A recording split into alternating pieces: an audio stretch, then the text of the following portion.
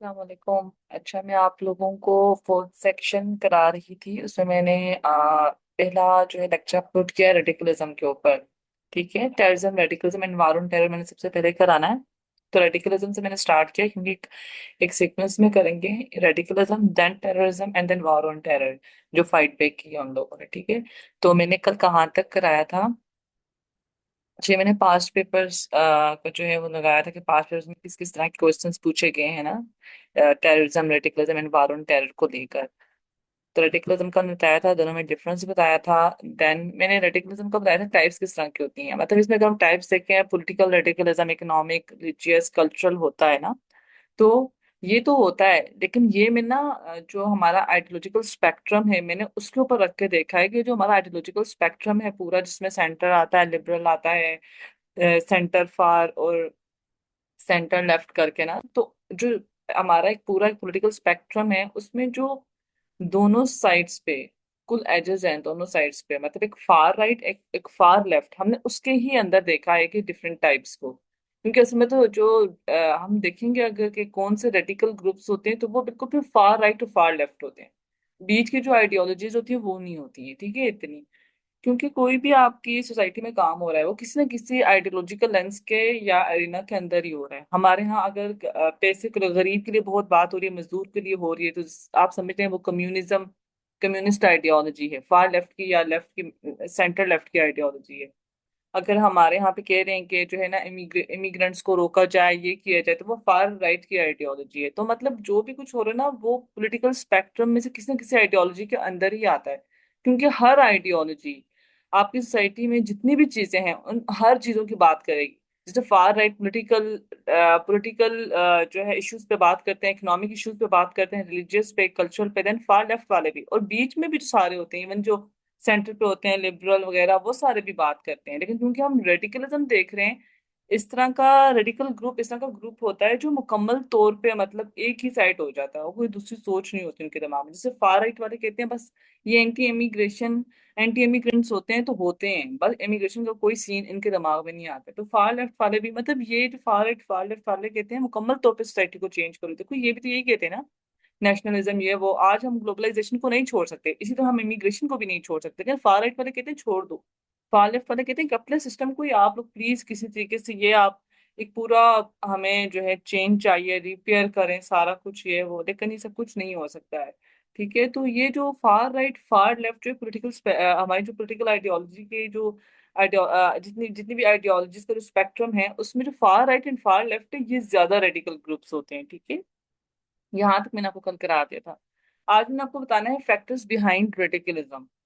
Factors बहुत सारे हैं, हम लोग एक एक करेंगे। जहाँ कहीं कहीं पे मैं कुछ आपको एग्जांपल्स दूंगी, कहीं कहीं पे मैं थ्योरीज का आपको रेफरेंस दूंगी, इसलिए क्योंकि थ्योरीज अगर आप रेफरेंस दो तो ज्यादा क्लिंग होता है।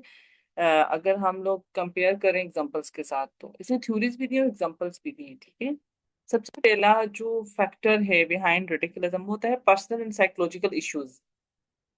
जब मैंने आपको क्रिमिनल बिहेवियर की कॉजेज बताई थी, तो उसमें भी मैंने आपको साइकोलॉजिकल इश्यूज का बताया था कि साइकोलॉजिकल इश्यूज होते हैं जब हमारा जो फ्रंटल लोब डेवलप नहीं होता है। मैंने आपको बताया था ना।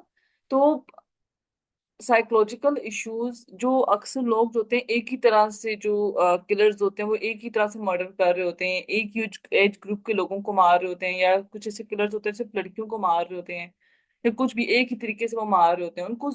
उस तरह के जो मर्डरर्स होते हैं ना, उनको जरूर साइकोलॉजिकल इश्यूज होते हैं। तो साइकोलॉजिकल इश्यूज और जो पर्सनल हमारा जो एनवायरनमेंट होता है, वो भी हमें कहीं ना कहीं हमारा एक रीजन होता है हमारी क्रिमिनल टेंडेंसीज के पीछे। तो अब रेडिकलाइजेशन के पीछे पर्सनल एंड साइकोलॉजिकल इश्यूज होते हैं। Personal and psychological factors play a crucial role in radicalization by tapping into individual vulnerabilities. ठीक है, या जिन लोगों को साइकोलॉजिकल इश्यूज होते हैं ना, वो ज्यादा वल्नरेबल होते हैं। ठीक है, उनसे ज्यादा मतलब उनके अंदर टेंडेंसी बहुत ज्यादा होती है कि वो कोई कुछ ना कुछ ऐसा काम करेंगे, खुद को भी नुकसान पहुंचाएंगे, औरों को भी पहुंचाएंगे। ठीक है, और पर्सनल फैक्टर्स भी, मतलब obviously psychological factors, personal factors, और भी साइकोलॉजिकल इश्यूज के अलावा भी पर्सनल फैक्टर्स होते हैं जो कंट्रीब्यूट करते हैं। ठीक है, एंड जैसे आइडेंटिटी क्राइसिस। आइडेंटिटी क्राइसिस क्या होता है कि मतलब अभी किसी बंदे को आइडेंटिटी क्राइसिस है ना, तो उसको ना अपने आइडेंटिटी को लेके ना वो कंफ्यूज रहेगा।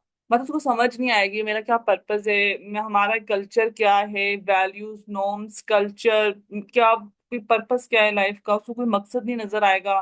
वो कुछ करेगा उसको हर चीज मीनिंगलेस लगेगी, उसे कहते हैं आइडेंटिटी क्राइसिस, मतलब उसको ना मीनिंग नहीं समझ आएगा कि डायरेक्शन क्या होनी चाहिए लाइफ में। तो जिन लोगों को आइडेंटिटी क्राइसिस होते हैं ना वो सबसे ज्यादा वल्नरेबल होते हैं। और जो रेडिकलाइजेशन के जो ये बड़े बड़े जो ग्रुप्स होते हैं ना, ये इसी का फायदा उठाते हैं लोगों की। और बहुत सारे ऐसे लोग हैं आप देखें ना, बहुत एक्सट्रीमिस्ट जो ग्रुप्स होते हैं उनके, उनका अगर आप उनके देखें ना तो उनके अंदर ज्यादातर इस तरह के लोग होते हैं जिनको आइडेंटिटी क्राइसिस और इस तरह के मसले होते हैं। तो ये चीज मैंने लिखी हुई है सबसे पहले कि an identity crisis specially among young people searching for meaning or direction in life can lead to feelings of being lost and uncertain about their place in the world। वो कुछ श्योर नहीं होते अपनी जगह को लेके दुनिया में, उनको समझ नहीं आती भाई कि हम दुनिया में आए हुए हैं, हमारा क्या मकसद है। मतलब उनको ना हमेशा इस तरह फील होता है कि यार हम लोग को कोई मकसद नहीं है, ऐसे ही है, बोझ है। तो this vulnerability may take them more susceptible to the lure of radical groups which often offer a sense of certainty and a mission driven purpose as a means of achieving something greater। अब जो identity crisis, जिन लोगों को identity crisis से बेचारे गुजर रहे होते हैं उनको तो मतलब पता ही नहीं होता भाई जिंदगी में हमारा क्या मकसद है, वो कोई मकसद है ही नहीं। तो ये लोग जब इस तरह के जो ये रेडिकल ग्रुप्स को देखते हैं ना, तो उनकी जो लिवर ऑफ रेडिकल ग्रुप्स, मतलब उनकी ना ये चमक चौंध दूर से देख के ना ये उनसे बहुत अट्रैक्ट होते हैं कि यार इनके पास कोई मिशन तो है।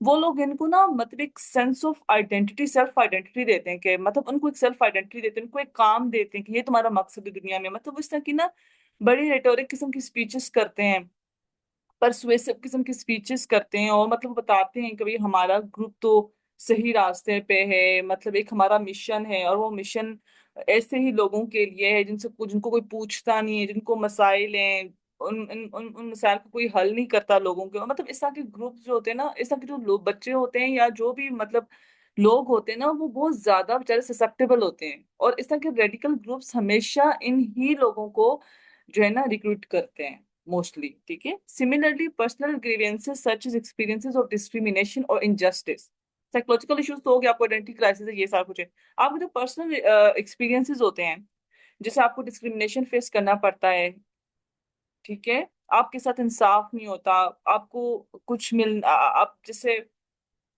फॉर एग्जाम्पल आप किसी ऑफिस में किसी कंपनी में काम करते हो, आपने दिन रात बहुत मेहनत किया, मतलब आपने पूरा आपने इमोशनल इनपुट भी दिया उसके अंदर, होता है ना कि आप सिर्फ वैसे ही करो तो आप बोलो ठीक है, लेकिन आपने बहुत ज्यादा इमोशनल इनपुट दिया है, दिन रात आपने काम किया, लेकिन आपके साथ एंड पे डिस्क्रिमिनेशन हो, इनजस्टिस हो, तो फिर ये चीजें जो होती है ना, ये चीजें आपके अंदर गुस्सा और आपके अंदर ना एक डिजायर पैदा करती हैं फॉर रिटिलिएशन।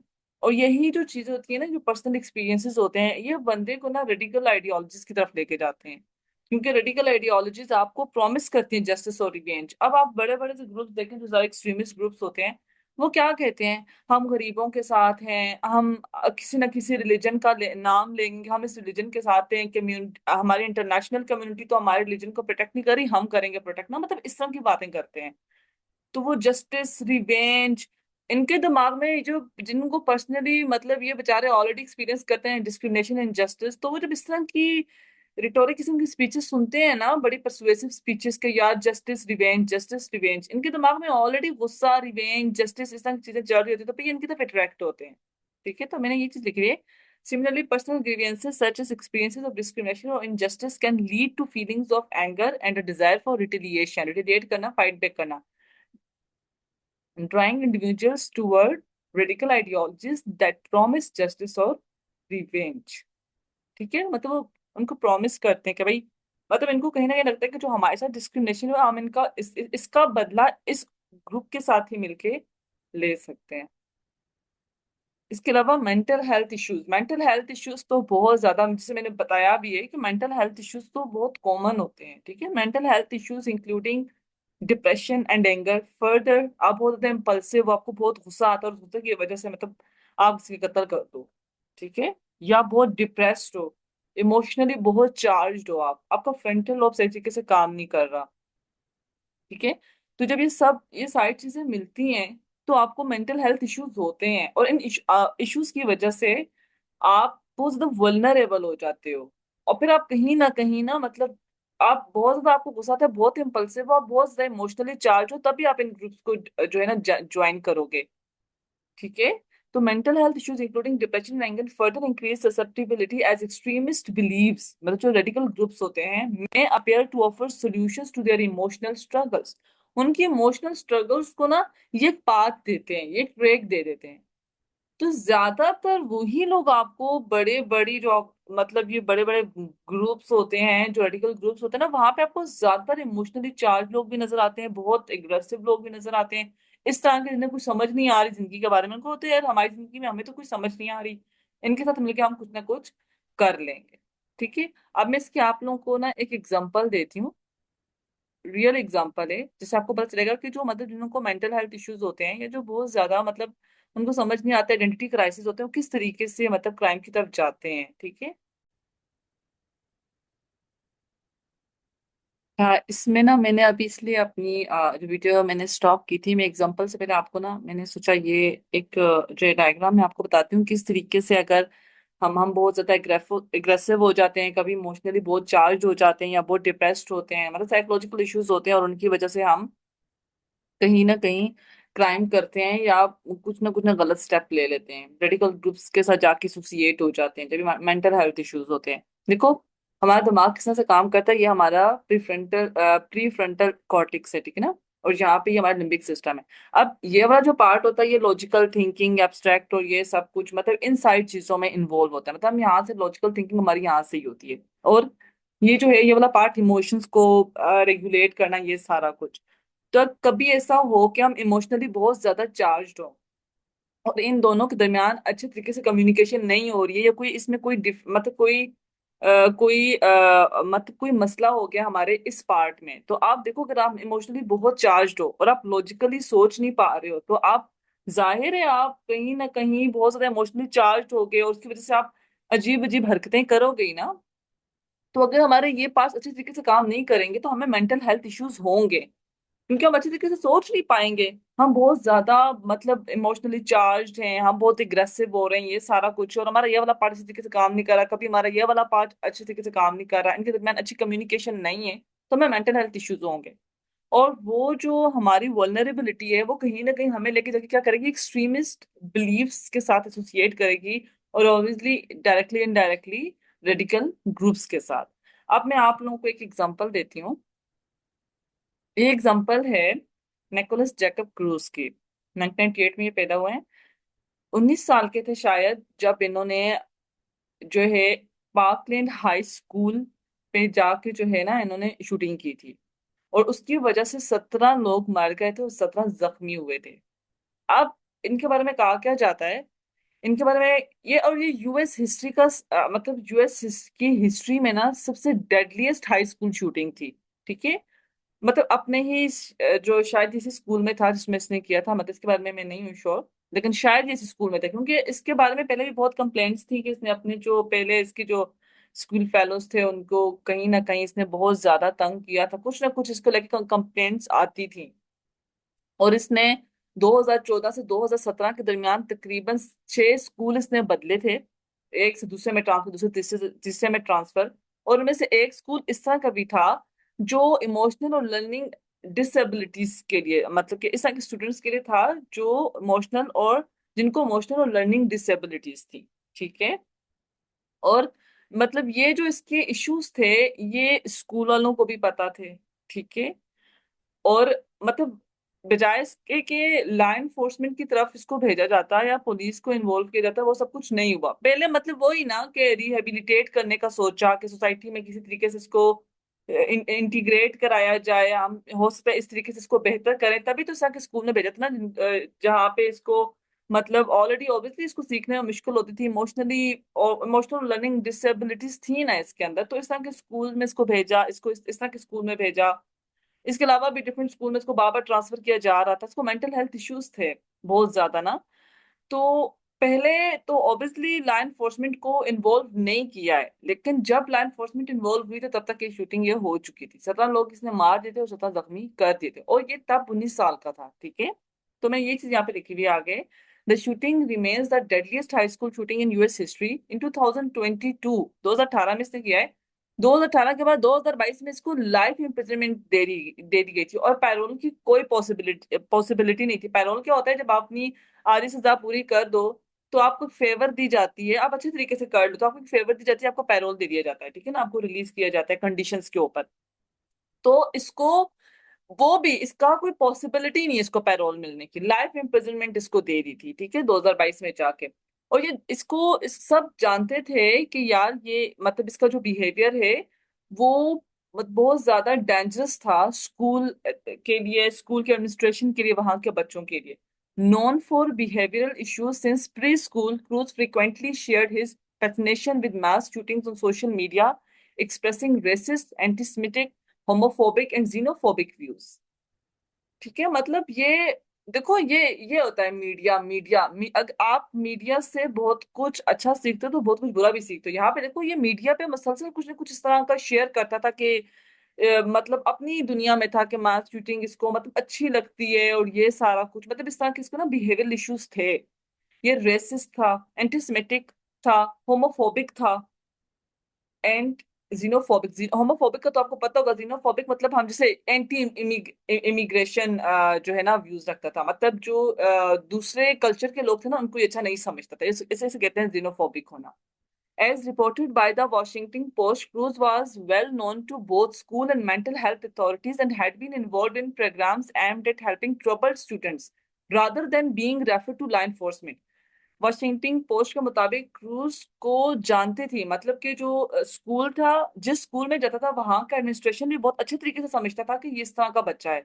और जो मेंटल हेल्थ अथॉरिटीज थी जो बार बार कहती थी कि इसको ये मेंटल हेल्थ इश्यूज हैं, तभी इसको एक जो है ना इस तरह के स्कूल में डाला था जहाँ पे डिसेबल बच्चे पढ़ते थे, जिन्हें समझने में और जो समझने में मुश्किल होती थी इमोशनली, मतलब वो इमोशंस को रेगुलेट नहीं कर पाते थे ना, इस तरह के स्कूल में डाला था। तो मतलब मेंटल हेल्थ अथॉरिटीज को, स्कूल को, दोनों को पता था इस तरह इसके इश्यूज का। और वो कुछ ना कुछ प्रोग्राम्स में इसको बार बार प्रोग्राम्स लेके आते थे ताकि इसको रीइंटीग्रेट करें सोसाइटी में। लेकिन जो चीज उन्होंने नहीं की वो ये की थी कि लॉ एनफोर्समेंट को इन्वॉल्व नहीं किया था, ना उनको रेफर किया था इस बच्चे को, ठीक है।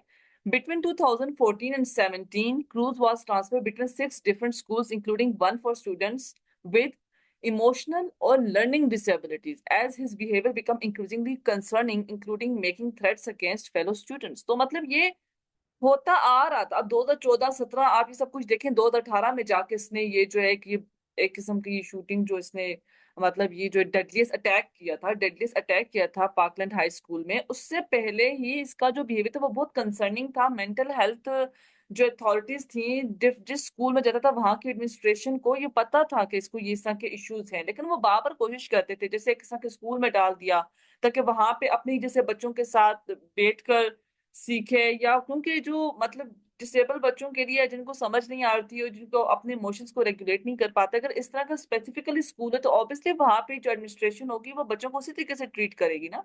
तो इस तरह के स्कूल में डाला के हो सकता है कि थोड़ी सी केयर मिलने पे ठीक हो जाए, लेकिन एंड पे क्या किया इसने, ये डेडलिएस्ट अटैक ही किया। His case demonstrates how personal grievances, identity crisis and mental health challenges can intertwine, making individuals more vulnerable to radical ideologies that provide a sense of certainty, purpose or revenge। और इस पर में ये भी कहा जाता था कि ये मतलब सोशल मीडिया पे इसने इस तरह की कम्युनिटी के साथ इंगेज था, इस तरह के ग्रुप्स को ज्वाइन किया था जो रेडिकल ही थे, जिनके व्यूज भी जैसे जीनोफोबिक होना, रेसिस्ट होना ना, ये फार राइट वाले इस तरह के होते हैं ना। फार राइट वाले आपको ज्यादा ही जो बिल्कुल फार राइट रखते हैं ना वो मतलब किसी और कल्चर को पसंद नहीं करते। ऐसे ही होता है ना, वो किसी और कल्चर को पसंद नहीं करते, थोड़े इस तरह के होते हैं। तो इसका ना, इसका जो कनेक्शन था, ये जो मतलब ये जो ग्रुप्स का पार्ट था वो इसी तरह के ग्रुप्स का पार्ट था, ठीक है, जो रेडिकल आइडियोलॉजीज को ज्यादा प्रमोट कर रहे थे। तो कहीं ना कहीं इसके अंदर ये इसकी मेंटल हेल्थ इश्यूज, इसका आइडेंटिटी क्राइसिस, पर्सनल ग्रीवेंसेस, ये सारे मिले और इसको वल्नरेबल बनाया, और एंड पे इसने क्या किया, एक डेडलिएस्ट अटैक किया। और ये आगे मैं जो CNN BBC की ये मैंने दिखाई है वैसे ही कि बाकी में ये केस हुआ था, ठीक है। ओके, अगला है दूसरा फैक्टर। पहला मैंने आपको बता दिया पर्सनल एंड साइकोलॉजिकल इश्यूज। दूसरा जो फैक्टर होता है रेडिकलिज्म के रेडिकलाइजेशन के पीछे, वो कौन सा हो सकता है, सोशल एंड एनवायरमेंटल फैक्टर्स। इसमें मैंने सोशल लर्निंग थ्योरी को भी यहाँ पे देखो हाईलाइट किया हुआ है। सोशल लर्निंग थ्योरी, देखो सोशल लर्निंग थ्योरी हर चीज पे फिट होती है, चाहे वो जेंडर स्टडीज है, क्रिमिनोलॉजी है, पॉलिटिकल साइंस है, कुछ भी है। सोशल लर्निंग थ्योरी आपकी सोसाइटी में हर चीज पे अप्लाई हो जाएगी, क्योंकि आप कहीं ना कहीं सोसाइटी में सीख रहे हो ना। सोशल लर्निंग थ्योरी भी यही कहती है कि हम सोसाइटी में अपने अपने सराउंडिंग से सीखते हैं। हम जब पैदा होते हैं हमारा ब्लैंक स्लेट होता है ना, जॉन लॉक के मुताबिक बच्चा टेबुलर रासा के साथ पैदा होता है, टेबुलर रासा क्या, ब्लैंक स्लेट के साथ वो सीखता है। तो सोशल लर्निंग थ्योरी क्या कहती है कि हम सीखते हैं, हम एक्टिवली लोगों को देखते हैं और हम सीखते हैं। ठीक है। Social and environmental factors play a crucial role in radicalization, particularly through the influence of social networks. Social networks का एक influence होता है लोगों की लोगों को रेडिकलाइज करने का। देन कम्युनिटी मार्जिनलाइजेशन का होता है, कल्चरल आइडेंटिटी का होता है। यही चीज मैंने यहाँ, यही तीन चीजें मैंने इधर बताई है। सोशल नेटवर्क्स का इन्फ्लुएंस किस तरीके से होता है? When friends, family, or communities hold radical views, they can strongly influence others to adopt similar beliefs, creating an environment where radicalization seems normal or even desirable. जैसे कि सोशल लर्निंग थ्योरी, हम अपने peer group, हमारा इस तरह का peer group जो जिसकी आइडियोलॉजीज या जिनके व्यूज बहुत रेडिकल हों, वो बोले मतलब एक्सट्रीम व्यूज रखते हो ना कि ये चीज ऐसी हो जानी चाहिए, होनी ही चाहिए, कोई मिड वे नहीं देखता ना। रेडिकल जो लोग होते हैं वो मिड वे की बात नहीं करते। तो अगर आप लोगों को इस तरह का ग्रुप है जो ये कह रहा है कि भाई इस तरह की पार्टी को आना चाहिए, अब आना चाहिए, इसके नाम दंगा फसाद करेंगे, या आप अपनी फैमिली आपकी इस तरह की है, जब आप इस तरह की फैमिली इस तरह के जो है सोशल एनवायरनमेंट में बैठते हो, तो आप वो चीजें ना ऑटोमेटिकली लर्न करते हो। इसी को सोशल लर्निंग थ्योरी यहाँ पे इसलिए आप रेफरेंस दे सकते हो। आपको वो चीजें नॉर्मल लगेंगी, यार ये तो नॉर्मल है ना। जैसे मैंने पहले भी बताया था कि अगर हमारे सामने किसी को एक दफा मारा जा रहा है तो वो शायद हमें थोड़ा सा ना लगे क्या हो क्या है, बेहोश हो जाएंगे हम, ये हो जाएगा, 3-4 रातें नींद नहीं आएगी। दूसरी दफा किसी ने किसी को मारा, तीसरी दफा, चौथी दफा, पांचवी दफा, आहिस्ता आहिस्ता फिर आप वो देखने के आदी हो जाओगे ना। फिर आपके सामने मार रहा है, फिर आपको फर्क नहीं पड़ा, बुरा कहीं ना कहीं लगेगा, लेकिन आप वो नहीं, कभी आपको रातों में नींद नहीं आएगी। तो यहाँ पे वो वही चीज बात कर रहे हैं ना कि जब आप इस तरह की कम्युनिटी में रहते हो, आपका सोशल स्ट्रक्चर, आपका सोशल नेटवर्क इस तरह का होगा जिसके रेडिकल व्यूज होंगे, तो आपको रेडिकलाइजेशन नॉर्मल लगेगी। फिर आप हर चीज में यही बोलोगे इसको मुकम्मल तौर पे चेंज कर दो, इसको रूट्स में जाओ, इसको एड्रेस करो। ठीक है। देन दूसरा, अगर आप मार्जिनलाइज कम्युनिटी का हिस्सा हो, कम्युनिटी मार्जिनलाइजेशन, किसी भी कम्युनिटी, किसी की कम्युनिटी को आपने मार्जिनलाइज फील कराया है ना, तो उस कम्युनिटी के लोग रेडिकल व्यूज रखेंगे, रेडिकलाइजेशन की तरफ जाएंगे, क्योंकि वो हथियार उठाना अपना कल्चर मान लेंगे, क्योंकि उनको लगेगा यार हमें तो मार्जिनलाइज कर दिया किसी भी कंट्री में। जैसे इमिग्रेंट्स होते हैं, या इमिग्रेंट्स जो किसी और कंट्री से जाते हैं, अब आप एग्जांपल ले लें कि पाकिस्तान से कुछ लोग गए यूएस रहने। अब वहां पे यूएस की जो अथॉरिटी, जो लॉ एनफोर्समेंट है या गवर्नमेंट अपने लोगों को डिफेंड कर रही है, पाकिस्तानियों को अगर नहीं कर रही है।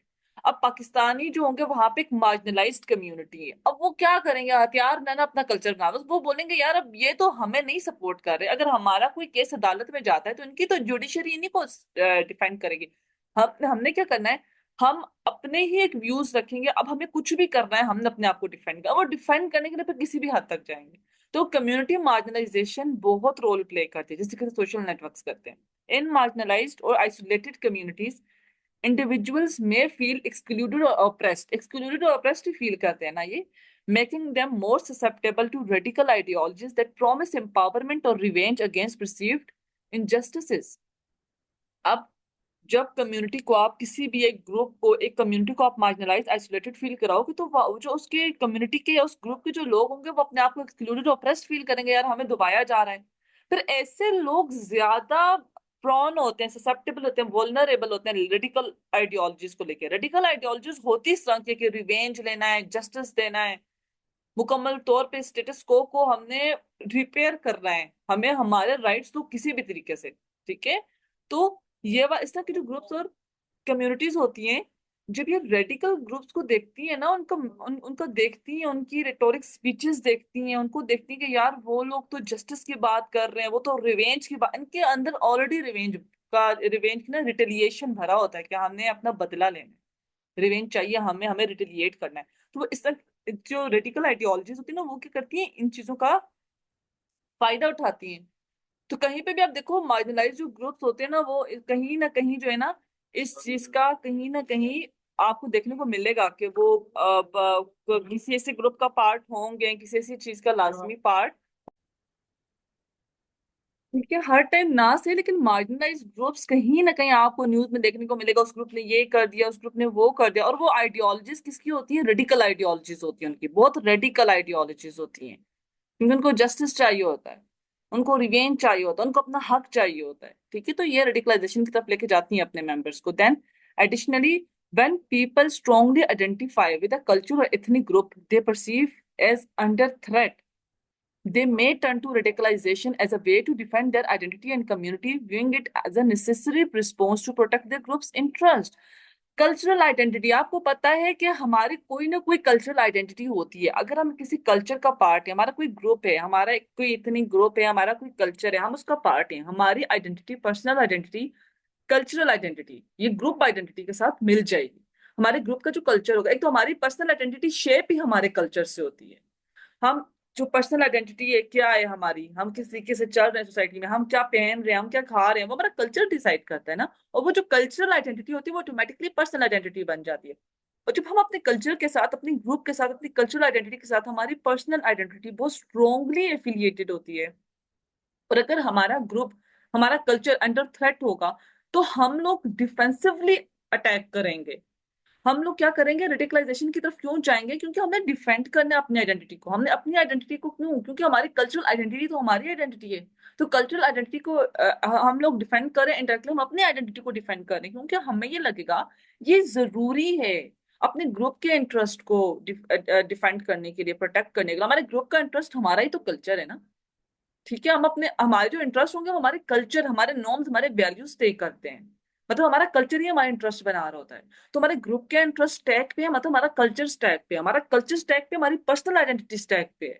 तो अपनी पर्सनल आइडेंटिटी, अपनी कल्चरल आइडेंटिटी, अपने ग्रुप के इंटरेस्ट को डिफेंड करने के लिए, प्रोटेक्ट करने के लिए हम रेडिकलाइज हो जाएंगे, हम रेडिकलाइजेशन की तरफ जाएंगे, हम रेडिकल व्यूज को अपने अंदर पेनिट्रेट करेंगे। क्योंकि radical ideologies at the end promise करती हैं एम्पावरमेंट और रिवेंज अगेंस्ट perceived injustices। ठीक है, अब सोशल एंड इन्वायरमेंटल फैक्टर्स में हम एक थ्योरी का रेफरेंस लेते हैं। अच्छा, सोशल एनवायरमेंटल फैक्टर्स को लेकर ये थ्योरी है, SIT theory, social identity theory. इसमें यही है कि हम अपनी सोशल आइडेंटिटी होती है, जो हमारी ग्रुप आइडेंटिटी होती है, उसको अपनी सोशल आइडेंटिटी भी बोलते हैं। वो और हमारी पर्सनल आइडेंटिटी मिली हुई होती है। मतलब हमारी जो पर्सनल आइडेंटिटी होती है वो किससे शो होती है? कि हम किस ग्रुप का पार्ट है, हम किस कल्चर का पार्ट है, हम किस कंट्री का पार्ट है, ऐसे ही होता है ना।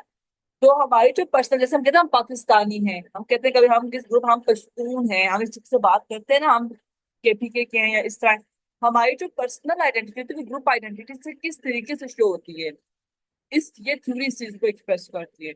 एसआईटी थ्योरी और social identity theory is a psychological framework that explains how individuals derive part of their self concept from their membership in social groups. तो ये बात है ना, हम अपने आप को समझते हैं अपने सोशल ग्रुप से, हम अपना, हम हमारी क्या आइडेंटिटी है, हमारी क्या पहचान है, हम उसको ड्राइव करते हैं अपने सोशल ग्रुपिंग से। ठीक है, ये जो theory it was developed by Henry Tajfel and John Turner in the 1970s and focuses on the relationships between personal identity and group identity. और ये थ्योरी कहती है कि हमारी पर्सनल आइडेंटिटी कहाँ से ड्राइव होती है, कहाँ से पहचानी जाती है? हमारी ग्रुप आइडेंटिटी से। अच्छा, ये जो थ्योरी है इसके की कॉन्सेप्ट हैं। सबसे पहले कैटेगरीज बनेंगी, उसके बाद हमारी सोशल आइडेंटिटी बनेगी, जो कि हमारी ग्रुप आइडेंटिटी, हमारी पर्सनल आइडेंटिटी होगी। उसके बाद हम लोग फेवरेटिज्म, हम सोशल कंपैरिजन की तरफ जाएंगे, और सोशल कंपैरिजन की वजह से हम अपने इन ग्रुप फेवरेटिज्म करेंगे। इन ग्रुप मतलब जिस ग्रुप का हम पार्ट है, जिस ग्रुप का हम पार्ट है वो इन ग्रुप होगा, हम उस ग्रुप के अंदर होंगे ना, हम कहेंगे ना हम इन ग्रुप, ये हमारा ग्रुप है, और हम उसके साथ फेवरेटिज्म करेंगे। और जितने भी बाकी सारे ग्रुप्स होंगे जिन्हें हम आउट ग्रुप्स बोलेंगे, उनके साथ हम डिस्क्रिमिनेशन करेंगे। क्यों? अपने लोगों के साथ फेवरेटिज्म करने के चक्रों में। तो की कॉन्सेप्ट क्या है? सबसे पहले है कि कैटेगराइजेशन होगी, सोशल कैटेगराइजेशन।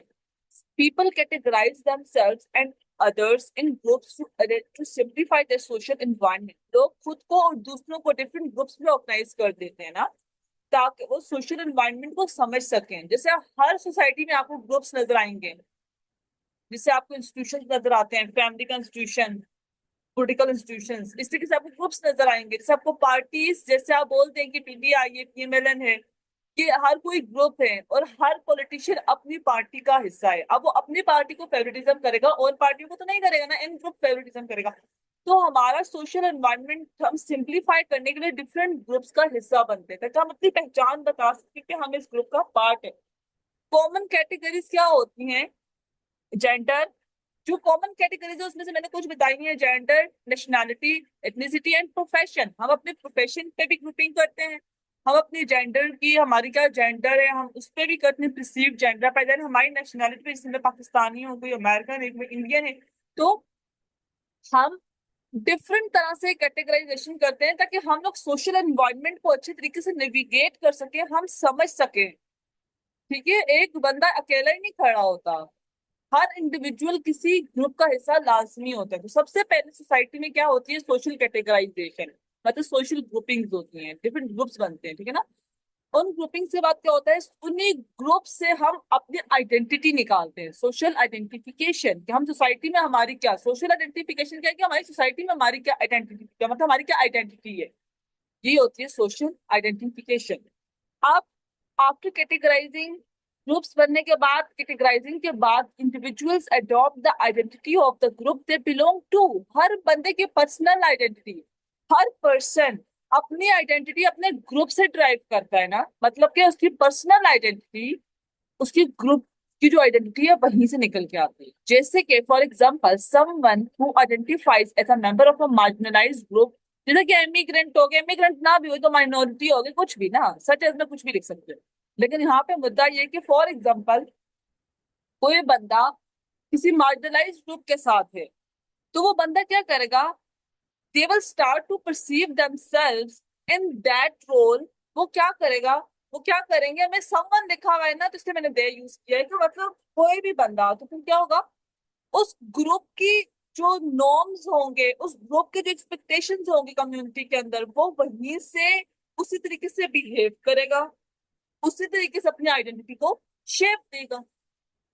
ऐसा ही है ना, इसी तरह होता है। इससे तो नहीं होता ना, क्या देखो, एक ग्रुप, एक कंट्री है, वहां पे माइनॉरिटी भी है और मेजोरिटी भी है। जैसे आप अमेरिका में ले लो, अमेरिकन वहां के जो खुद के हैं वो मेजोरिटी में है, देन वहां पे पाकिस्तानी इमिग्रेंट्स हैं, वहां पे इंडियन इमिग्रेंट्स हैं। अब वो क्या होगा? वो मार्जिनलाइज ग्रुप है, क्यों? क्योंकि वो तो इतना सही नहीं है ना पॉलिटिक्स में। वहां का जो अमेरिकन जो खुद है वो ही ऊपर होंगे, जाहिर है। अब वहां पे पाकिस्तानी इंडियंस वो तो अलग आ गए ना, ठीक है, वो तो मार्जिनलाइज और एक छोटा सा ग्रुप है वहां पे। अब जो वहां के पाकिस्तानी और इंडियन है वो अपने ग्रुप के लिहाज से अपनी आइडेंटिटी बनाएंगे, ठीक है। वो अपने ही ग्रुप के लिहाज से उनके ग्रुप बन जाएगा कि ये पाकिस्तानी है, पाकिस्तानी के नाम से जाने जाएंगे। मतलब उन उस ग्रुप की जो कलेक्टिव आइडेंटिटी है वो भी यही होगी, ये पाकिस्तानी है, और हर बंदे की पर्सनल आइडेंटिटी भी यही होगी, और वो अपने ही पाकिस्तान के कल्चर के लिहाज से ही वहां पे रहेंगे। जो उस ग्रुप का कल्चर होगा, आम जुबान में होगा ना, वो ग्रुप जैसे बिहेव करेगा ना, सारे बंदे वैसे ही बिहेव करेंगे, ठीक है। तो हर बंदा अपने ही ग्रुप से अपनी आइडेंटिटी को ड्राइव करता है। देन सोशल कंपैरिजन करेंगे। To maintain a positive self image, individuals compare their group with the other groups. In group favouritism often occurs where members favor their own group and sometimes hold prejudices against out groups।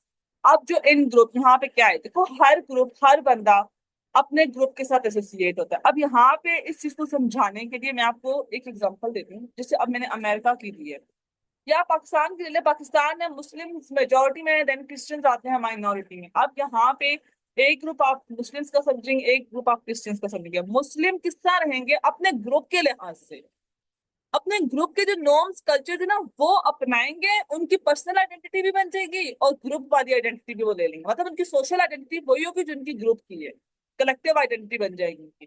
Then minority में जो Christians है वो अपने minority जैसी, अब majority का जो group है वो ये भी समझेगा कि हम मेजोरिटी में है, वो भी एक कैरेक्टरिस्टिक्स इन्वॉल्व होगा। माइनॉरिटी वाले में एक ये भी होगा वो माइनॉरिटी में है। अब क्रिश्चियंस अपने अपने ग्रुप के लिहाज से रहेंगे। ऐसा ही होता है ना। अब हर ग्रुप अपने ग्रुप को फेवरेटिज्म करेगा। इन ग्रुप फेवरेटिज्म क्या? अब देखो, कहीं पे भी दो ग्रुप्स हैं, ठीक है, हर ग्रुप अपने ग्रुप के लोगों को फेवरेटिज्म करेगा। अगर वो अपने ही ग्रुप के लोगों को फेवरेटिज्म कर रहा है और बाकी जितने भी ग्रुप्स है बाहर, उन सबको क्या कर रहा है? डिस्क्रिमिनेशन कर रहा है उनके साथ, तो ये क्या होगा कि वो इन ग्रुप फेवरेटिज्म कर रहा है।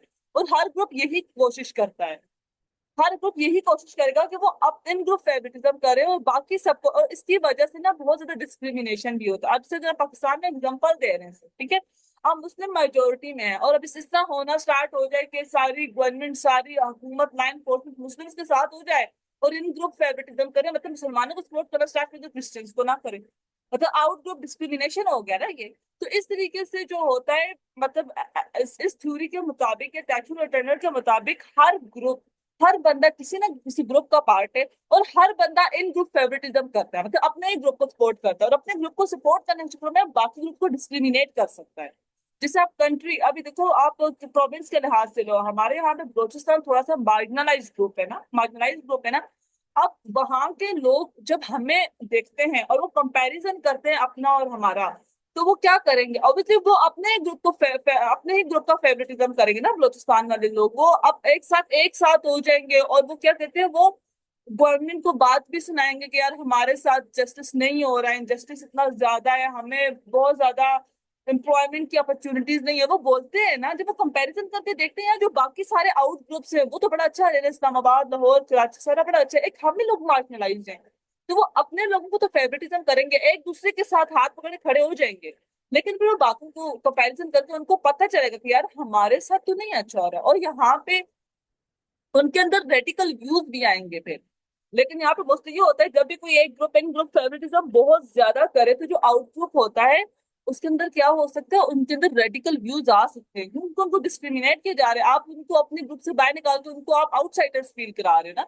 यहीं पे लिखा हुआ है ना, in group favouritism and out group discrimination SIT suggest that people naturally tend to view their own group as superior to others. हर ग्रुप अपने ग्रुप को सुपीरियर समझेगा, leading to in-group bias and potential out-group discrimination. This can result in stereotyping, prejudice और even inter-group conflict. इससे क्या होगा, inter-group conflict होगा। बलोचिस्तान इस्लामाबाद उठ के लड़ने लग जाए, या वो ये बोलेंगे यार इस्लामाबाद वालों को ज्यादा अपॉर्चुनिटीज है, हमें नहीं है। तो क्या होगा, इंटर ग्रुप कॉन्फ्लिक्ट हो गया ना, दो ग्रुप्स, इंटर यही होता है ना, दो ग्रुप्स के दरमियान कॉन्फ्लिक्ट हो जाएगा फिर। इस तरह क्या होता है, बड़े रेडिकल व्यूज है, जिसके साथ डिस्क्रिमिनेशन बहुत ज्यादा हो रहा होगा वो फिर रेडिकल व्यूज लेकर भी जाएगा। ठीक है, तो हर ग्रुप इन ग्रुप फेवरेटिज्म करता ही है, लेकिन जिस ग्रुप के साथ आउट ग्रुप डिस्क्रिमिनेशन ज्यादा हो गया है वो ग्रुप रेडिकल व्यूज लेके जाएगा। ठीक है, यहाँ पे ये लिखा है ना कि social identity theory helps explain why radical movements often draw upon the collective identity of marginalised groups. ये जो रेडिकल मूवमेंट्स होती है ना, ये इसी चीज का फायदा उठाती हैं, out group discrimination and group favouritism. मतलब एक कोई बड़ा ग्रुप है वो अपने ग्रुप को बहुत फेवरेटिज्म, मतलब कि फेवर दे रहा है, वो दूसरी ग्रुप से डिस्क्रिमिनेशन कर रहा है। तो क्या करेगा, रेडिकल जो ग्रुप्स है वो क्या करेंगे, वो भाई जो जिनके जिस ग्रुप के साथ डिस्क्रिमिनेशन हो रहा होगा ना, उसको जो है वो डिस्क्रिमिनेट करे, मतलब उसको वो बाद में बोलेंगे यार आप लोगों के साथ ज्यादती हो रही है, और उस ग्रुप के हर बंदे को वो बोलेंगे, मतलब उनकी एक कलेक्टिव आइडेंटिटी को वो छेड़ेंगे कि तुम सबकी कलेक्टिव आइडेंटिटी है, तुम सबके साथ ज्यादती हो रही है, तुम सबका मिशन क्या है कि जो यहाँ पे मेजोरिटी में ग्रुप है जो आप लोगों के साथ है, कंट्री में जो लोग भी आपके साथ है, जो ग्रुप्स भी, अगर गवर्नमेंट भी आपके साथ ज्यादती करे तो रिटिलिएट करे। आपका मिशन ही ये है कि अपने लोगों को तहफुज देना। ग्रुप को इस तरीके से उनकी कलेक्टिव आइडेंटिटी को जो है ना वो बार बार उस चीज को इंस्टिगेट करेंगे कि तुम सबके साथ, मतलब यही इस तरह के वर्ड्स यूज करेंगे, तुम सबके साथ हो रहे, तुम सबके साथ हो रहे। एक तो वो है ही ऑलरेडी एक ग्रुप में, उनकी पर्सनल और ग्रुप आइडेंटिटी सेम है, फिर वो बावन की बातें करेंगे आपके साथ आउट ग्रुप, मतलब डिस्क्रिमिनेशन हो रहा है, डिस्क्रिमिनेशन हो रहा है, आपके साथ लॉ एनफोर्समेंट नहीं है, आपके साथ गवर्नमेंट नहीं है, आपके साथ मेजोरिटी जो यहाँ पे कल्चर है वो आपके साथ नहीं खड़ा हो रहा, मतलब आपको सपोर्ट नहीं कर रहा। तो इस तरह कर करके ना वो जो एक मार्जिनलाइज ग्रुप होगा ना उससे कलेक्टिव आइडेंटिटी को छेड़ देंगे। Radicalization becomes appealing because it not only promises empowerment but also strengthens the bond within the group। एक ग्रुप के अंदर देखो बॉन्ड को, कलेक्टिव आइडेंटिटी को छेड़ देते हैं ना, फिर उस ग्रुप के जब लोग इकट्ठे होते हैं ना तो फिर उस स्टेटस को के पीछे पड़ जाते हैं, करंट सिस्टम के पीछे। reinforcing a shared sense of mission or purpose to defend their identity against external threats। उनको लगेगा यार यहाँ पे जो मेजोरिटी कल्चर है वो तो हमारे लिए, जैसे यहाँ पे जो मेजोरिटी है माइनॉरिटी किसी माइनॉरिटी के अगेंस्ट है, मेजोरिटी एक दूसरे में इन ग्रुप फेवरेटिज्म में इतनी लगी हुई है कि माइनॉरिटी को आउट ग्रुप डिस्क्रिमिनेशन देखना पड़ रहा है। अब जो रेडिकल मूवमेंट्स या रेडिकल ग्रुप्स होंगे वो इनको बोलेंगे यार तुम लोग कलेक्टिव आइडेंटिटी है, तुम लोगों की, तुम सबका एक मिशन है, एक पर्पज है। उनको एम्पावर करेंगे, उनके उनको बॉन्ड्स को स्ट्रॉन्ग करेंगे, बोलेंगे अब रिटिलिएट करो, और फिर ये लोग रिटिलिएट करेंगे। ठीक है, इस तरह होता है। अच्छा, अगले है रिलीजियस फैक्टर्स। अब रिलीजियस फैक्टर्स भी बहुत ज्यादा प्रेवलेंट आपको नजर आएंगे आजकल, बहुत ज्यादा होते हैं। वार ऑन टेरर असल में रिलीजियस भी बहुत बड़े बड़े ग्रुप्स हैं जिनके अगेंस्ट है, ठीक है। Religious factors in radicalization often involve the manipulation of beliefs and teachings, so teachings to justify extreme actions. Some, अच्छा यहाँ पे होता है कि मतलब मैनिपुलेट किया जाता है लोगों की जो बिलीव्स होते हैं ना, रिलीजियस बिलीव्स होते हैं, उनके साथ छेड़छाड़ की जाती है। और बोला जाता है कि जो हम लोग काम कर रहे हैं वो जस्टिफाई क्यों, क्योंकि हमारे रिलीजन में ये बोला है। मतलब अगर एक बंदा है, दोनों एक ही रिलीजन का मानने वाले, एक कह रहा है यार मेरे रिलीजन में तो एक्सट्रीमिज्म नहीं है, लेकिन दूसरा कह रहा है नहीं मैं तुम्हें यहाँ पे ये दिखाता हूँ, ये देखो, उसके बिलीफ के साथ छेड़छाड़ करेंगे और उसको बताएंगे नहीं नहीं जो मैं कदम ले रहा हूँ ना लोगों को मानने वाला, ये जस्टिफाइड है कि हमारा रिलीजन कह रहा है, मतलब लोगों को मैनिपुलेट करना। Some people misinterpret religious text to suggest that violence is a holy obligation। उनको बताते हैं कि यार ये जो है होली ऑब्लिगेशन है, ये खुद खुद जो है ना गॉड की तरफ से।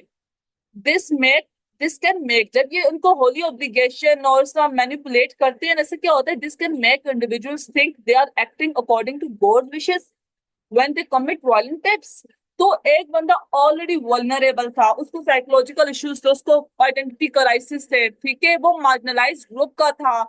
अब उसको मजीद किस तरीके से मैनिपुलेट किया है, रिलीजियस फैक्टर्स इन्वॉल्व कर रहे हैं, रिलीजियस ड्राइव रखी है इसके पीछे। उनको बोला कि अब तो तुम यहाँ पे कोई तुम्हारे साथ नहीं, ऊपर से तुम्हारी होगी ऑब्लिगेशन भी है, खुद गॉड ने बोला है कि तुम अपने आप को प्रोटेक्ट करने के लिए वायलेंट हो सकते हो। तो इस तरीके से लोगों को मैनिपुलेट करते हैं, ठीक है।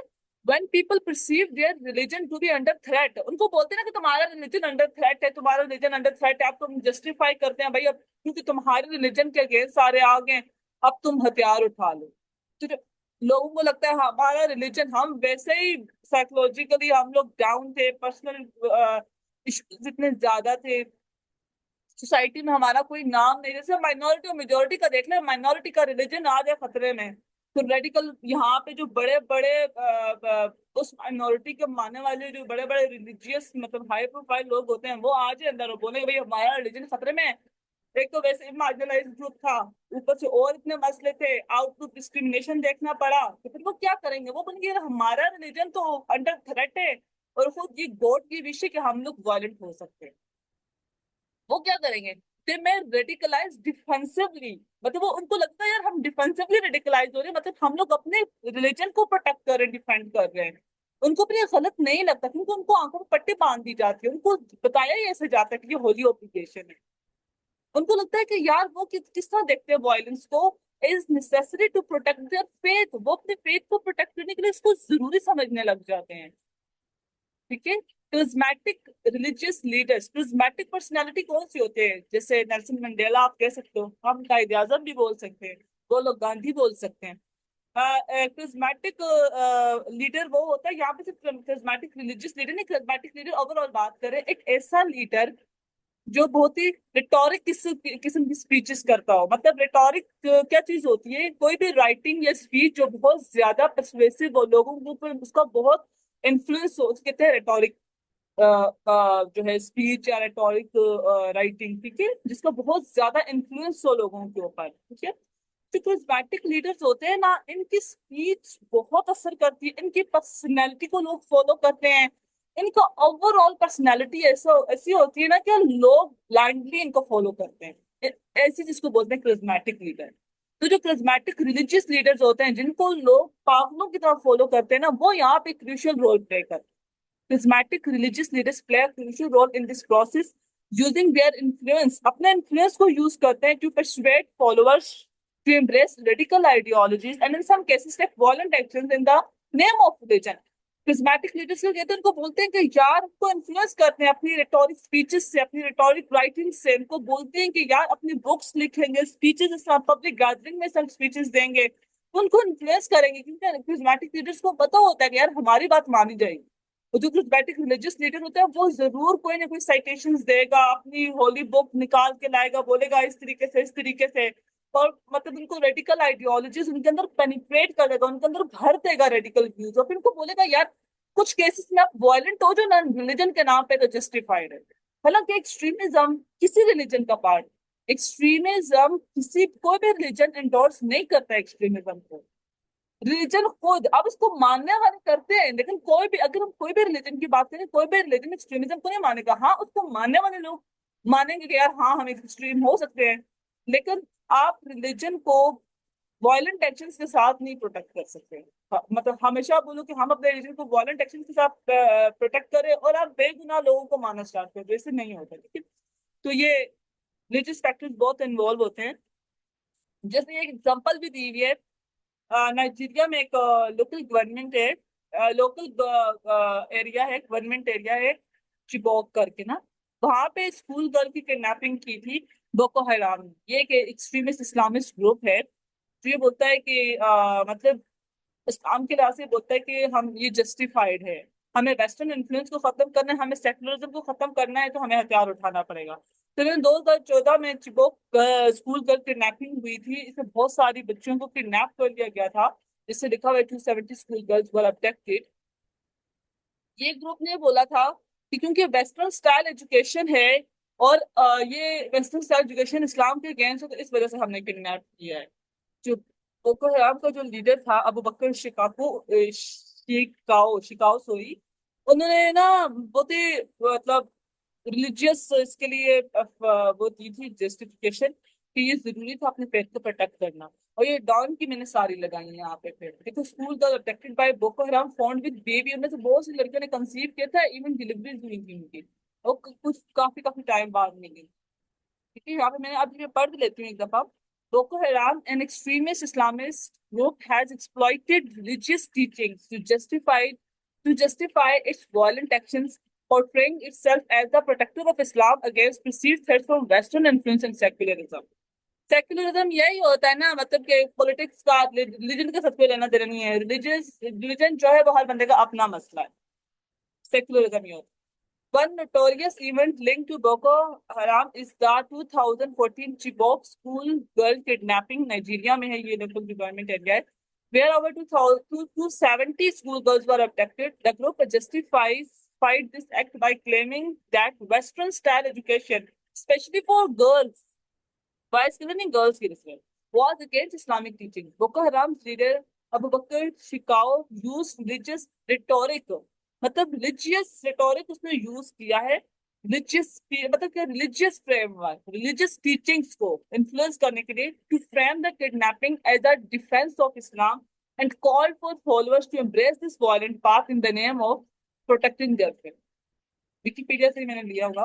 बाकी मैंने ये डॉन की न्यूज भी इसलिए लगाई है कि Nigeria marks fourth anniversary of Chibok kidnapping 2018 में मनाते होंगे anniversary. Then Boko Haram seizes home town of kidnapping girls, कि चिबोक को इन लोगों ने फिर से सीज कर दिया था। तो मतलब इस तरीके से कुछ ने 2014 में सीज किया, एंड देन इन्होंने किडनैप किया बच्ची। तो इस तरह कोई चीजें देखने को मिलती हैं एक्सट्रीमिज्म के रेडिकल व्यूज के नाम पे। देन इकोनॉमिक फैक्टर्स ऑब्वियसली बहुत पार्ट प्ले करते हैं। जब आप, मैंने हमेशा कहा है, उस कंट्री में या उस जगह पे, उस एरिया में क्राइम सबसे ज्यादा होता है जहाँ पे इकोनॉमिक डाउन टर्न आपको सबसे ज्यादा देखने को मिलेगा, जहां पे पॉवर्टी आपको सबसे ज्यादा देखने को मिलेगी, जहां पे लोग बिलो द बेल्ट रह रहे होंगे, वहां पे आपको पॉवर्टी, वहां पे आपको गुर्बत, देखो गुर्बत से ना बहुत सा क्राइम निकल के आता है, गुर्बत से बहुत सा क्राइम निकल के आता है। ये बात आपने याद रखनी। तो इकोनॉमिक फैक्टर्स अपना बिल्कुल बहुत पार्ट प्ले करेंगे रेडिकलाइजेशन में। Economic factors such as poverty and unemployment can significantly contribute to radicalization.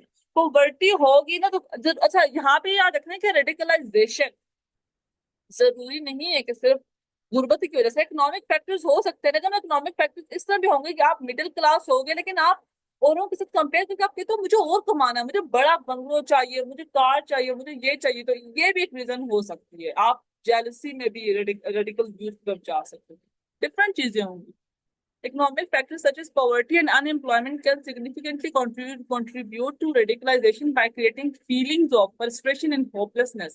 तो जब आपके अंदर फ्रस्ट्रेशन आती है, एंगर आता है, पर्सनल एक्सपीरियंस शुरू में बताया था, पर्सनल ग्रीवियंसेस, तो वो आपको लेके जाते हैं रेडिकल व्यूज की तरफ, क्योंकि आपको लगता है यार मुझे तो कोई फायदा ही नहीं है, इतनी मेहनत कर लूं, तो मैं ना क्यों इस ग्रुप के साथ हो जाऊं जो मुझे बता रहा है कि हम तुम्हें एम्पावर करेंगे, जो मुझे बता रहा है मैं तुम्हें justice दिलवाऊंगा। When individuals face severe economic hardship, they may perceive limited opportunities for improvement, making them more vulnerable to radical ideologies that offer financial incentives or the promise of a better life. इसके जो groups होते हैं ना, radical groups, ये इनसे ना promise करते हैं इससे, हम तुम्हें एम्पावर करेंगे, हम तुम्हें जस्टिस दिलवाएंगे, तुम्हारा रिवेंज, हम तुम्हारा बदला लेंगे। इनके घर वालों को पैसा मिलता है कि अपने बच्चे को भेज दो, ये पैसा इतना दे दो, फैमिली को इतना, मतलब इसके फाइनेंशियल इंसेंटिव वगैरह ये सारा कुछ मिलता है इनको।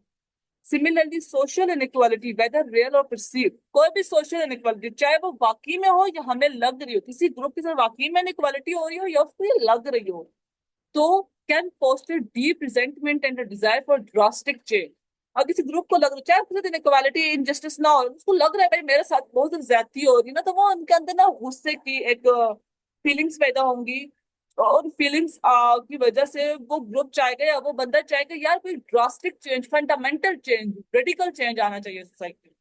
Extremist groups often exploit these feelings, ये जिस तरह की फीलिंग्स होती है ना, वो गुस्सा, चेंज को लेकर, ये जो ग्रुप होते हैं ना, रेडिकल एक्सट्रीमिस्ट ग्रुप्स, वो इन्हीं फीलिंग्स का फायदा उठाते हैं by presenting themselves as champions of justice and equality, कि हम ही लोग इक्वालिटी के चैंपियन हैं, मतलब सपोर्टर्स हैं, हम ही जस्टिस के सपोर्टर्स हैं।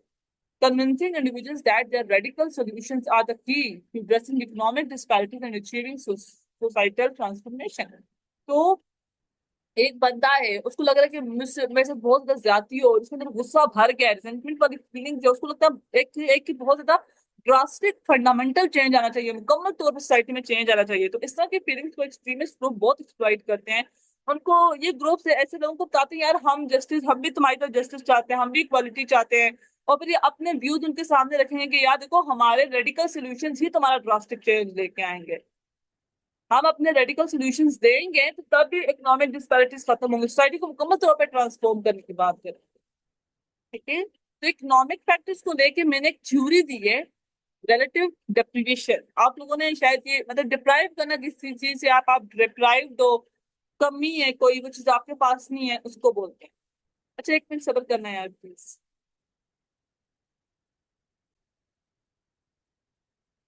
अच्छा इस थ्योरी में ना हम क्या देखेंगे कि relative deprivation theory explains how poverty and unemployment can drive radicalization by creating feelings of frustration and injustice when individuals perceive a gap between their expectations and reality. ठीक है, relative deprivation theory ये कहती है कि जब लोग unemployment को, poverty जो अनएम्प्लॉयमेंट है, रेडिकलाइजेशन की तरफ कब जाती है, जब लोग फ्रस्ट्रेट होते हैं, वो इनजस्टिस, मतलब वो ज्यादती को फील कर रहे होते हैं ना, मतलब वो जो समझ रहे होते हैं और जो रियलिटी होती है उनमें उनको गैप नजर आ रहा होता है। हर कोई एक्सपेक्ट तो यही करता है कि हम अच्छी जिंदगी गुजारेंगे, और रियलिटी अक्सर लोगों की बुरी निकल के आती है कि 2 वक्त का खाना नहीं मिल रहा होता, बिलो द बेल्ट रह रहे होते हैं ना। तो ये तो चीज होती है ना, एक्सपेक्टेशंस और रियलिटी में जो गैप आ जाता है, इसकी वजह से लोगों में फ्रस्ट्रेशन आती है। अनएम्प्लॉयमेंट पॉवर्टी एक बहुत हैवी ड्राइव होती है टुवर्ड रेडिकलाइजेशन। ठीक है, रिलेटिव डिप्रिवेशन थ्योरी इसी की बात देखो। अब डिप्राइव है ना वो बंदा, वो डिप्राइव किस चीज से, अपनी एक्सपेक्टेशन से। वो सोचा कुछ था उसने कि अमीरी होगी लेकिन गरीबी में रहना पड़े। This sense of deprivation even if not absolute poverty, अच्छा यही बात मैंने पीछे बोलते, जरूरी नहीं है कि एब्सोल्यूट पॉवर्टी में हो, लेकिन फिर भी ये जो सेंस होती है ना डेप्रिवेशन के, हर लिहाज से ना हम अगले से रिलेट करके कहते हैं कि यार मेरे तो ये मैनेजर के पास इतना है, मेरे पास कम है। फिर अगर हमारे पास ज्यादा है, हमसे जो नीचे लेवल पे उनके पास कम, हर कोई एक दूसरे से रिलेट करके ना अपने आप को डिप्राइव फील करता है कि मेरे पास ये रिसोर्सेज नहीं है। चाहे एब्सोल्यूट पॉवर्टी ना हो, एब्सोल्यूट पॉवर्टी तो लेके जाती ही जाती है, लेकिन एब्सोल्यूट पॉवर्टी ना भी हो, तो जो सेंस होती है डेप्रिवेशन की, can drive people toward extremist groups that promise to address their grievances, offering purpose, empowerment and financial security। ये ग्रुप्स फाइनेंशियल सिक्योरिटी दे देते हैं। खास तौर पे आपको बहुत जगहों पे वो लोग नजर आएंगे जो गरीब होते हैं, वो इन ग्रुप्स का पार्ट बन जाते हैं अपने घर वालों को पालने के लिए, फ्रस्ट्रेट होकर के। Ted Robert Gore in Why Men Rebel argues that frustration from relative deprivation is a key factor। जो frustration आती है ना, वो जो सोच रहे होते हैं, वो जो रियलिटी होती है, और अपने आप को दूसरे के साथ भी रिलेट करके सोच रहे होते हैं, यहाँ से जो फ्रस्ट्रेशन निकल के आती है ना, गुरने बोला है कि ये की फैक्टर है in the rise of violent movements and political radicalism. लोग वायलेंट मूवमेंट्स की तरफ जाते हैं, पोलिटिकली रेडिकलाइज हो जाते हैं बहुत ज्यादा। When people feel their economic conditions are unjust और their potential is blocked by inequality, they may turn to radical actions. जब उनको लगता है ना कि रिलेटिव डेप्रिवेशन वो फील करते हैं, वो बोलते हैं कि यार हमारे जो इकोनॉमिक कंडीशंस है वो तो वैसे तो ज्यादती हो रही है, इनइक्वालिटी है, हमारे पोटेंशियल को ब्लॉक किया जा रहा है, और फेवरेटिज्म कर रही है गवर्नमेंट, और बड़े लोग अपने ही बच्चों को नेपोटिज्म कर रहे हैं, अपने बच्चों को इंडस्ट्रीज में रख रहे हैं, हमारे तो रास्ते ब्लॉक कर दिए गए। तो लोग क्या करेंगे, रेडिकल एक्शन की तरफ जाएंगे। Extremist groups often exploit this frustration. Robert ने बोला ये कि ये जो फ्रस्ट्रेशन निकल के आते हैं ना, फ्रस्ट्रेट होकर कोई बंदा कोई बुरी हरकत करता है, ये जो फ्रस्ट्रेशन होती है, इस फ्रस्ट्रेशन को एक्सट्रीमिस्ट ग्रुप्स क्या करते हैं, एक्सप्लॉइट करते हैं by promising social justice, wealth redistribution or financial incentives to economically marginalized individuals। इस कंडीशन को वाल्टर रंसीमैन ने बहुत अच्छे तरीके से डिफाइन किया है। In his definition of relative deprivation, Walter Runciman outline 4 condition. X इन्होंने कहा है कोई भी ऑब्जेक्टिव ऑब्जेक्टिव ना, ऑब्जेक्ट जो हम हासिल करना चाह रहे हैं, मतलब एक्स आप समझो वेल्थ, और ए एक बंदा है। ए क्या चाहता है, मेरे पास दौलत हो, एक्स को आप दौलत समझे, वेल्थ समझे। ए चाहता है मेरे पास दौलत हो, ठीक है, लेकिन ए को ये पता है कि और लोगों के पास दौलत है, लेकिन ए चाहता है उसके पास दौलत हो। ए के पास दौलत नहीं है, person A does not have X. A को पता है बाकियों के पास है, person A knows of other person that have X. यहां से फ्रस्ट्रेशन आती है। फिर ए चाहता जरूर है उसके पास दौलत हो, but person A wants to have X, but person A believes obtaining a x is realistic। Person A को ये भी पता है कि दौलत हासिल करना रियलिस्टिक है, और ये चीजें उनको फिर रेडिकल मूवमेंट्स की तरफ लग जाती है। उस इनको लगता है कि यार ये हम हासिल कर सकते हैं ना तरीके से भी, बाय हुक एंड क्रूक, तो वो वही चीज करेंगे, फिर वो किसी भी वे में जाएंगे उस दौलत को हासिल करने के। तो इन्होंने एक्स को ऑब्जेक्टिव बोला था, और एक बंदे को बोला था कि बंदे के पास नहीं है एक्स, और बंदे को पता है बाकी बंदों के पास एक्स है, और वो चाहते हैं उसके पास हो, उसको पता है कि यार एक्स को हासिल करना रियलिस्टिक है, ठीक है। तो इस जगह से फ्रस्ट्रेशन, जब उसको पता चलता है ना भाई ये रियलिस्टिक है, तो यहाँ से निकल के आती है फ्रस्ट्रेशन, यहाँ से कि बाकी लोगों के पास वो है, और उसके पास जो वो चाहता है उसके पास हो। तो ये जो चीज है ना, ये 4 मिल के ना फ्रस्ट्रेशन को निकाल के आती।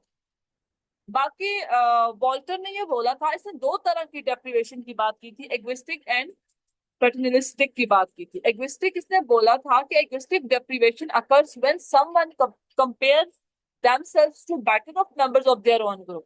मतलब किसी भी ग्रुप में एक बंदा अपने आप को ना, इग्विस्टिक है ना, मतलब एक बंदा अपने आप को दूसरे अपने बेहतर बंदे से कंपैरिजन कर रहा होता है, और मतलब एक ग्रुप एक कंपनी है, वहां पे 2 बंदे जो है उनको नॉमिनेट किया गया है प्रमोशन के लिए, तो दूसरे बंदे को प्रमोशन मिल गया और एक को नहीं मिला। जिसको नहीं मिला वो तो अपने आप को जब दूसरे से कंपेयर कर रहा है, दूसरा तो बेटर ऑफ है ना, वो तो अच्छी पोजीशन पे चला गया, लेकिन जिसको नहीं मिला उसको लगता है यार कि मतलब मुझे मिलना चाहिए था, मुझे इग्नोर कर दिया गया। लेकिन जो इगोइस्टिक डेप्रिवेशन है ना, ये वॉल्टर के मुताबिक इतनी खतरनाक नहीं होती, मतलब उस तरीके से ना। यहाँ पे लिखा भी है कि egoistic deprivation occurs when someone compares themselves to better of members of their own group, like a worker who feels unfairly passed over for promotion। मतलब उस बात से उसको इग्नोर कर दिया गया unfairly promotion के लिए, but those actions are however unlikely to affect many people। लेकिन ये इतने जो है ना गंदे तरीके से, मतलब इसका इतना उस तरीके से बैड जो है ना रिजल्ट निकल के सामने नहीं। लेकिन जो पैटर्नलिस्टिक डेप्रिवेशन है ना, ये जरूर जो है ना वो वायलेंट मूवमेंट्स की तरफ, बड़े बड़े रेडिकल चेंजेस की तरफ जा सकते हैं। Paternalistic deprivation happens when people compare their group to more advantaged group. अब ये तो एक एक ग्रुप के अंदर एक बंदा दूसरे को समझता है, वो इगोइस्टिक डेप्रिवेशन होती है। जो पैटर्नलिस्टिक डेप्रिवेशन होती है, ये मतलब ब्रदरहुड के उस पर चलती है, मतलब एक ग्रुप में लोगों के अंदर ब्रदरहुड बनता है, ठीक है, वो एक दूसरे के साथ अटैच होते हैं, और वो समझते हैं कि हमारा ग्रुप दूसरे ग्रुप की निस्बत क्या है, इतना एडवांस, हमें इतने ज्यादा एडवांटेज हासिल नहीं है जितना उस ग्रुप को हासिल है। जो एडवांटेज ग्रुप होता है उससे फिर हसद आ जाती है। Paternalistic deprivation happens when people compare their group to more advantaged groups, such as in racial discrimination, which can lead to larger social movements like the 1960s civil rights movements। Paternalistic deprivation can also influence voting for far right parties की बात क्यों की, क्योंकि far right parties होती है ना वो थोड़ी सी अलग तरह की।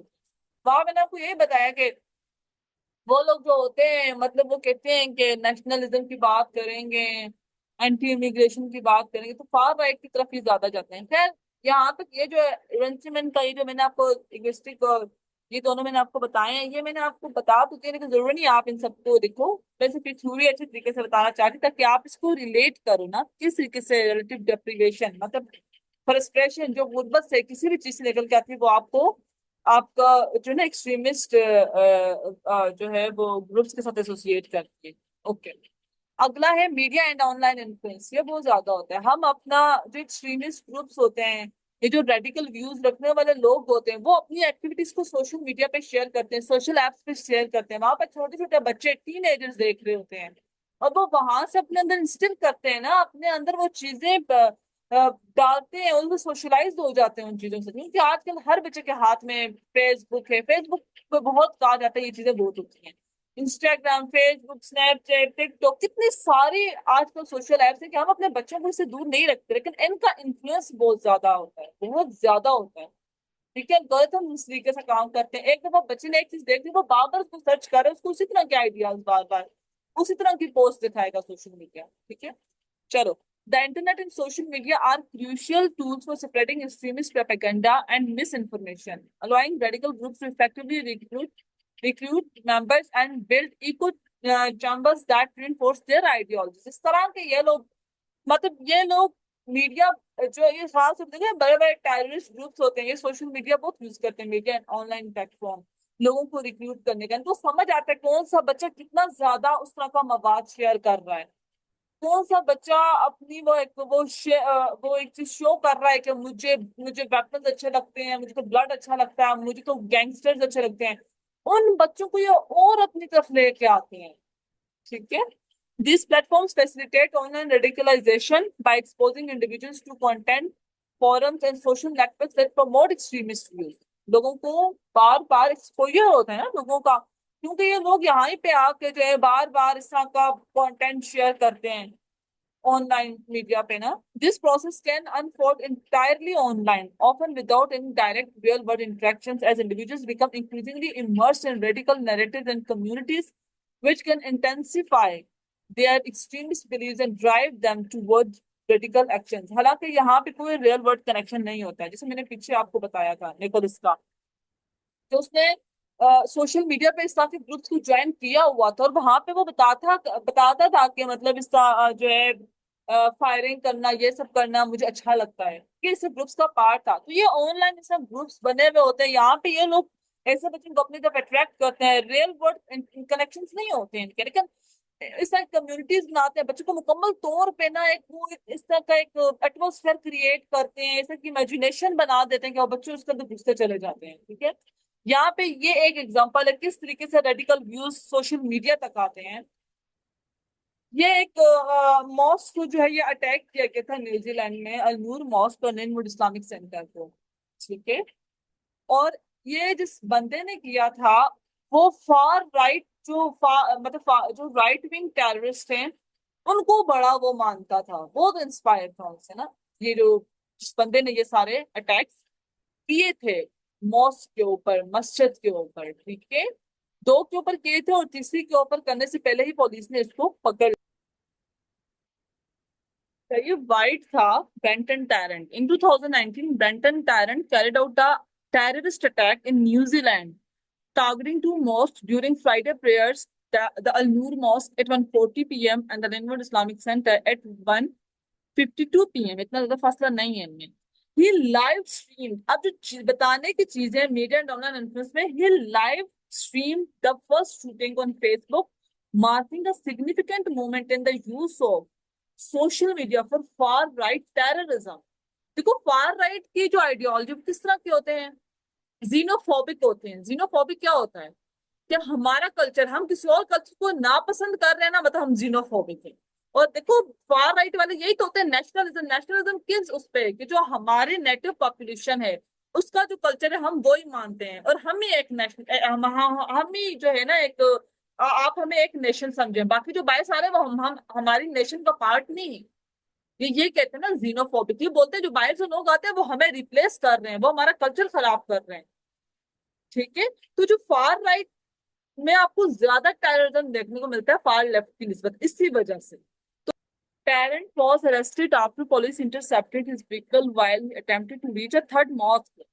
ये दो पे रुकन था, ये तीसरी की तरफ जा रहा था, लेकिन पुलिस ने इसको अरेस्ट कर लिया था। He later pled guilty to 51 murders, 40 attempted murders, and engaging in a terrorist act, receiving a life sentence without parole, the first of its kind in New Zealand. ये पहला था अपने का उसका, और उसको लाइफ सेंटेंस दिया गया था नेकोलस की तरह, उसको भी पैरोल नहीं इजाजत थी और इसको भी नहीं थी कि इसको किसी भी सूरत में इनको रिलीज नहीं करना है। ठीक है। तो ये फार राइट टेररिज्म की बहुत बड़ी एग्जांपल था। Terror's actions were driven by white nationalist. Nationalism कौन कहता है? फार राइट वाले कहते हैं। वाइट नेशनलिस्ट से बहुत ज्यादा ये था, एंटी एमिग्रेंट था, मतलब फार राइट वाले एंटी एमिग्रेंट होते हैं ना, मैंने बताया था ना। दूसरा वाइट सुप्रीमेसिस्ट बिलीव्स थे, मतलब ये समझते जो वाइट सबसे ऊपर है, हमारी कंट्री में वाइट है, ये जो बाहर से सारे आ रहे हैं, जीनोफोबिक था ना, बाहर से सारे आ रहे हैं वो हमारे कल्चर को खराब कर रहे हैं। ये लिखा भी हुआ ना कि he sported the great replacement conspiracy theory which he framed as a response to what he perceived as a white genocide. जो ग्रेट रिप्लेसमेंट कॉन्स्पायरेसी थ्योरी क्या है? ये जीनोफोबिक थ्योरी है, ये फार राइट वालों की थ्योरी है। इसमें कहा जाता है कि जो हमारी कंट्री के जो बड़े बड़े एलिट्स और गवर्नमेंट ऑफिशियल्स हैं ना, वो हमारी कंट्री में रिप्लेस कर रहे हैं हमारी पॉपुलेशन को, हमारे जो नेशनैलिटी है, हमारा जो कल्चर है, उसको खराब कर रहे हैं। बाहर से लोग ला ला के, ताकि जो नेटिव पॉपुलेशन है उसका इतना असर ना रहे। मतलब इसी को इसमें ग्रेट रिप्लेसमेंट कॉन्स्पायरेसी, मतलब कि जो बड़े बड़े गवर्नमेंट एलिट्स हैं वो कॉन्स्पायरेसी कर रहे हैं, हमारी जो नेटिव पॉपुलेशन है उसके अंदर, हमारे कल्चर के अंदर बाहर से भी लोग आके ऐड हो रहे हैं। खास तौर पर ये वाइट यूरोपियन क्रिस्टियनिटी को लेकर था। ठीक है। यूरोपियन वाइट यूरोपियन क्रिस्टियनिटी को लेकर था कि बाहर से जो नॉन मुस्लिम आ रहे हैं, जो इमिग्रेंट्स आ रहे हैं, वो यूरोप में आके हमारे कल्चर को तबाह बर्बाद कर रहे हैं या वाइट लोगों को रिप्लेस करते जा रहे हैं। और इसको इसने क्या कहा था? ये वाइट जिनोसाइड है। इसको ये क्या समझता था? वाइट जिनोसाइड है ये। ठीक है। इसने बोला था कि मैंने इसलिए ये मस्जिदों पे अटैक किए, इनको शहीद किए, क्यों? क्योंकि ये वाइट, मतलब कि ये जो हमारे लोग उनको रिप्लेस करे, हमारे लोगों को खत्म करना चाहते हो, तभी बाहर से आ आके जो इमिग्रेंट्स है वो आके रह रहे हैं यहाँ पे। मतलब ये जीनोफोबिक था ना, ये फार राइट टेररिज्म हुआ ना, वाइट नेशनलिस्ट के चलते, एंटी इमिग्रेंट के चलते। ठीक है। इस तरह के बिलीफ्स के चलते इसने अटैक किया था। बाद में इसके प्रोफाइल में यह भी देखने को मिला था, he cited right wing terrorist including Anders Behring Breivik and Dylann Roof as inspirations. खास तौर पे बेरविक, ये फार राइट टेररिस्ट थे। ये फार राइट ज्यादातर टेररिस्ट इसलिए भी होते हैं क्योंकि ये अपनी कंट्री में और उनको बर्दाश्त नहीं करते। फार लेफ्ट वाले ऐसे नहीं होते, ये होते भाई मार दो, बैक कल्चर का आ रहा है हमारे यहाँ पे आके क्यों रह रहे हैं।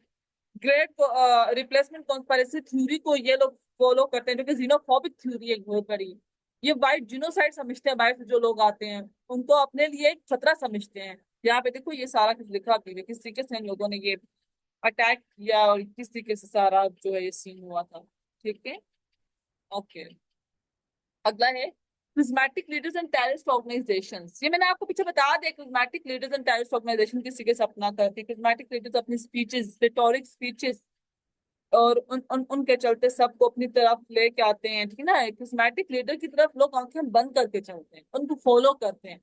जो टेररिस्ट ऑर्गेनाइजेशंस का एक, मतलब terrorist organization on the other hand, इनका एक ऑर्गेनाइज्ड वे होता है रिक्रूट करने का लोगों को, उनको ट्रेन करते हैं। बड़ी बड़ी जो टेररिस्ट ऑर्गेनाइजेशंस देखे ना, टेररिज्म जिन्होंने फैलाया, वो उनका एक प्रॉपर तरीका होता है, गन किस तरीके से करनी है, उन कपड़े और ये वो सब कुछ ना, बड़ा वो एक्सट्रीमिस्ट बिलीव्स होते हैं इन लोगों के। ठीक है, आम जबान में, ये मैंने आपको बताया हुआ है।